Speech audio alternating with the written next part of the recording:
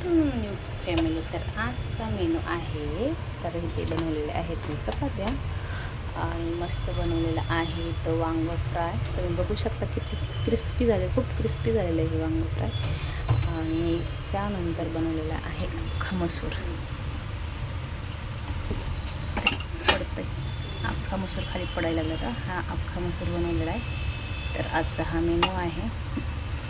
बघा मस्त डायरेक्ट शिजवला मसाला वगैरे टाकून.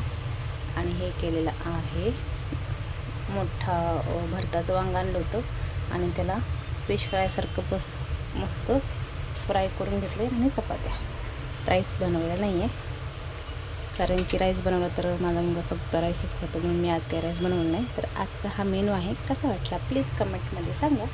आणि नवीन असेल तर चॅनलला लाईक करा, सपोर्ट करा, सबस्क्राईब करा. Bye bye. तर मग या जेवायला लवकर.